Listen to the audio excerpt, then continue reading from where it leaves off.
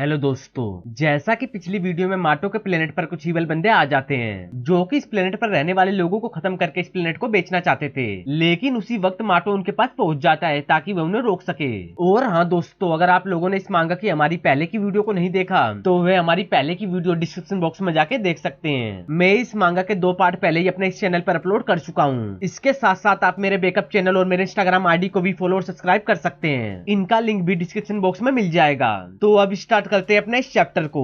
Chapter की शुरुआत होती है लास्ट चैप्टर के एंड से, जहां माटो साइबरमैन को खत्म करने के बाद अपनी पावर को देखकर बहुत ज्यादा हैरान था कि मेरे पास इतनी पावर कैसे आई। तभी बेस माटो के पास आकर उसके घायल हाथ को हिल करके उससे पूछता है, माटो क्या आप तुम ठीक हो? बेस की बात और अपने हाथ के दोबारा ठीक होते ही माटो बेस से कहता है, हाँ बेस, और इसके लिए थैंक्स। उसका लास्ट अटैक सच में बहुत अजीब था। उसके साथ साथ मेरी वह पावर बहुत ज्यादा अद्भुत थी। अगर वह पावर नहीं होती तो मैं मारा जाता। मेरे पास उसके सामने खड़े होने का चांस ही नहीं था। उसका अटैक सच में लाजवाब था। इतना कहकर माटो वहाँ से विलेज की तरफ भागकर जाते हुए कहता है, ऐसा लगता है वे विलेज की तरफ गए हैं, हमें वहाँ जल्दी चलना चाहिए। माटो की बात को सुनकर बेस कहता है, हाँ हाँ माटो, मुझे भी लगता है। यहाँ का काम खत्म करते ही माटो और बेस विलेज की तरफ अपनी पूरी स्पीड में बढ़ने लगते हैं। विलेज की तरफ जाते जाते माटो उन लोगों के बारे में और उनकी कई बात को याद करते हुए कहता है, वे सन की बंदे कौन थे और ये नेमेक और सेन क्या चीज है, क्या है ये पहली बार सुना है। इतने में ही विलेज में एक धमाका होता है। धमाके को देखते ही माटो और बेस बहुत ज्यादा हैरान और डर जाते हैं कि नहीं ये क्या हुआ। बेस भी इस धमाके को देखकर विलेज की बजाय मिस्टर हर्प के घर की तरफ जाते हुए माटो से कहता है, मुझे मिस्टर हर्प की बहुत चिंता हो रही है, इसके लिए सॉरी माटो। इतना कहकर बेस अपना रास्ता चेंज कर लेता है। बेस के जाते ही माटो अपनी पूरी स्पीड से विलेज की तरफ जाते हुए और इस धमाके के बारे में सोचते हुए कहता है, ये धमाका तो लगभग विलेज के नजदीक था।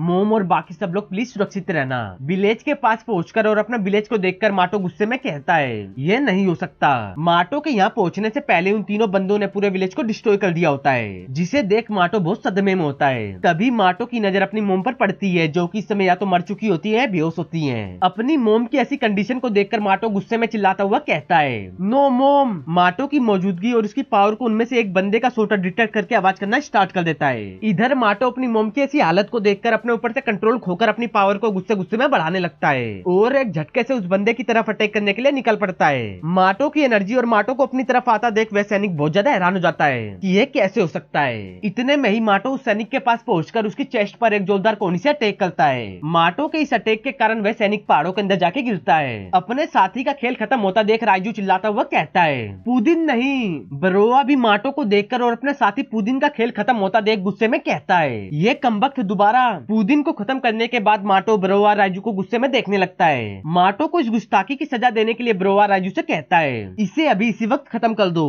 बरोआ की बात को सुनकर राइजू अपनी गन को निकालते हुए कहता है, हाँ सर, इसकी इतनी हिम्मत। इतना कहकर राइजू माटो पर गन से फायर कर देता है। राइजू को अटैक करता देख माटो उसके अटैक से बचते हुए एक झटके से उसके पास पहुंचकर एक जोरदार किक से उस पर अटैक करता है। माटो की इस किक के कारण राइजू हवा में उड़ जाता है, लेकिन माटो इधर ही नहीं रुकता। वे एक बैग दोबारा राइजू के पास पहुंचकर अपने दोनों हाथों को मिलाकर राइजू की चेस्ट पर अटैक करता है। माटो के इस अटैक के कारण राइजू सीधा जमीन से जाके टकराता है। अपने साथी राइजू की ऐसी कंडीशन को देखकर और माटो की बढ़ती पावर को सेंस करके बरोआ डरा हुआ कहता है, क्या फाइटिंग पावर है, और ये शॉटर लगातार आवाज कर रहा है। राइजू का खेल खत्म करने के बाद माटो सीधा बरोआ के सामने आ जाता है। माटो को अपने सामने देखकर बरोआ बहुत ज्यादा डर जाता है। तब माटो गुस्से में बरोआ से कहता है, मैं तुम्हें इसके लिए कभी माफ नहीं करूंगा। माटो की बात को सुनकर बरोआ डरा डरा माटो पर अटैक करने के लिए निकल पड़ता है और माटो के पास पहुंचकर माटो के फेस पर अपनी पूरी ताकत से पंच से अटैक करता है। लेकिन बरोआ का पंच का अटैक माटो का कुछ नहीं बिगाड़ पाता। बरोआ के इस पंच से माटो के फेस पर एक खरोच भी नहीं पड़ती, जिसे देख ब्रोवा हैरान होकर डर के मारे कहता है, इम्पॉसिबल। ब्रोवा कोई और कदम उठाए इससे पहले ही माटो एक झटके से बिजली से भी तेज ब्रोवा के पेट में एक जोरदार पंच से अटैक करता है। इस पंच के दर्द के कारण ब्रोवा के मुंह से चीखें बाहर निकल जाती हैं और अपने इस अटैक को करने के बाद माटो दोबारा ब्रोवा के फेस पर पंच से अटैक करता है, जिसके कारण ब्रोवा हवा में जाने लगता है। उसका शॉटर भी माटो के इस पंच के कारण टूट जाता है। तभी माटो एक और बार ब्रोवा के पास दोबारा जाते हुए कहता है, अब इसे चखो। इतना कहकर माटो ब्रोवा की बैक पर किक से अटैक कर देता है। माटो के इतने सारे लगातार अटैक के कारण ब्रोवा सीधा जमीन पर जाके गिरता है। सभी का खेल खत्म करने के बाद माटो एक जगह खड़ा होकर अपने माइंड को शांत करने लगता है। तभी माटो के पीछे से आवाज आती है, ओ तुमने हमें हरा दिया।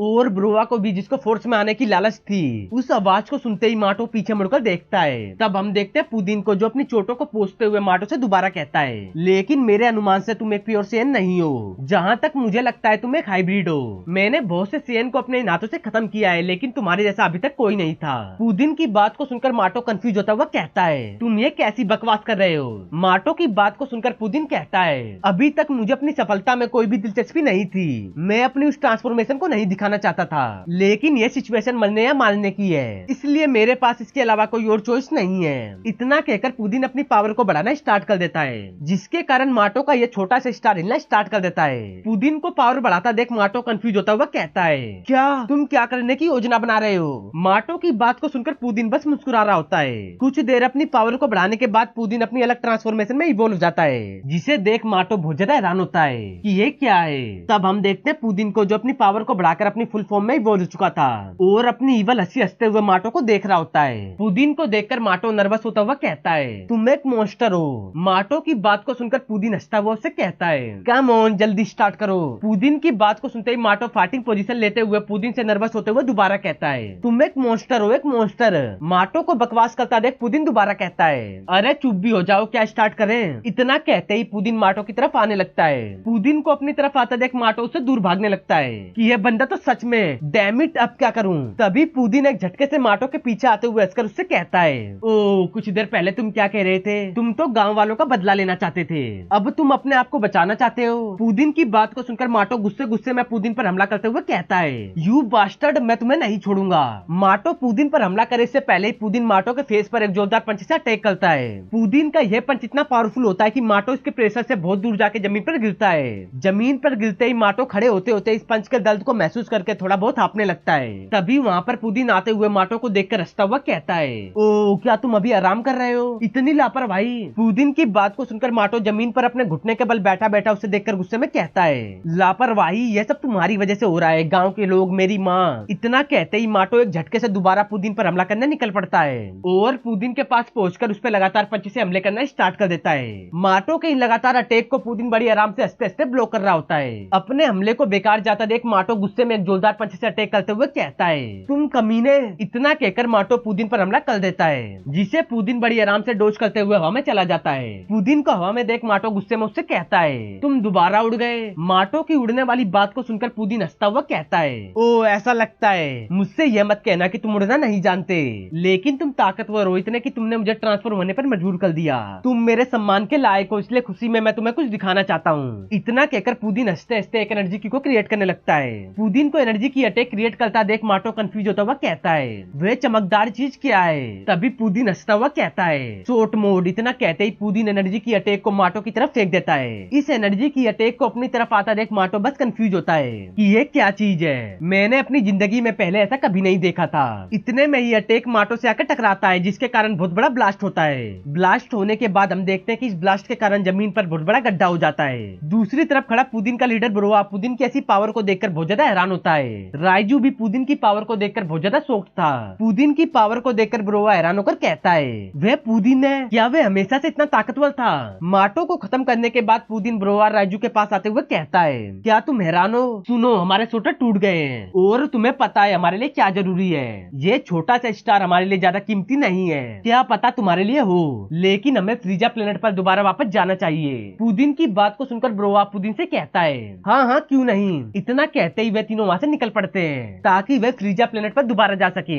ब्लास्ट वाली जगह पर हम देखते हैं माटो को, जो पुदीन के हमले के कारण घायल और बेहोश पड़ा होता है। तो दोस्तों इस चैप्टर का एंड इधर ही होता है और मैं जल्द से जल्द इसके नेक्स्ट चैप्टर को अपलोड करने की कोशिश करूंगा। और हाँ दोस्तों, अगर आप लोगों को मेरी वीडियो अच्छी लगे तो वीडियो को लाइक, वीडियो को शेयर और अपने चैनल CN Toons को सब्सक्राइब करना ना भूलें।